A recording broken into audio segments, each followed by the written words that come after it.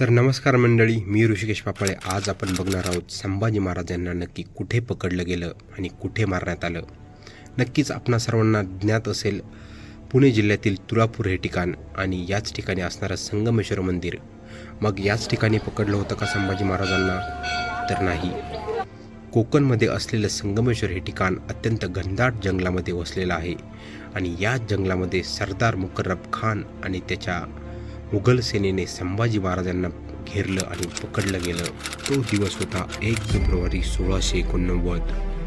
संगमेश्वरमधील सरदेसाई वाडा या ठिकाणी संभाजी महाराज आणि आपले 400 ते 500 मावळे यांच्यासोबत ते वास्तव्य करत होते आणि त्याच ठिकाणी मुघल सेनेचा सरदार मुकर्रब खान यांनी आपल्या सेनेला घेऊन हल्ला केला.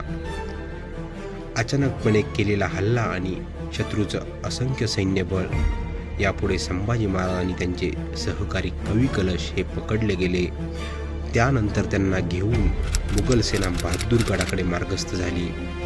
आत्ताच असणारा धर्मवीरगड अहिल्यानगर जिल्ह्यातील पेडगाव या ठिकाणी आहे. पेडगाव ते संगमेश्वर हे अंदाजे अंतर 300 किलोमीटर असेल आणि याच ठिकाणी पोहोचण्यासाठी सेनेला 15 ते 16 दिवस गेले. त्या ठिकाणी औरंगजेब मात्र वास्तव्य करत होता आणि संभाजी महाराजांना औरंगजेबासमोर हजर करण्यात आलं. याच ठिकाणी महाराजांची विदूषकाची कपडे घालून धिंड काढण्यात आली. अत्यंत क्रूरपणे त्यांचा छळ करण्यात आला. खूप अशा नरकयातना त्यांना सहन कराव्या लागल्या आणि त्यानंतर पुणे जिल्ह्यातील तुळापूर या ठिकाणी त्यांना आणण्यात आलं.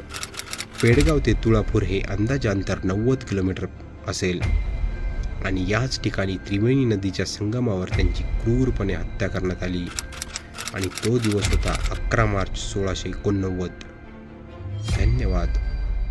ही माहिती आपणा सर्वांना कशी वाटली नक्की कमेंट करून सांगा आणि अशाच नवनवीन व्हिडिओसाठी आपल्या चॅनलला नक्की सबस्क्राईब करा.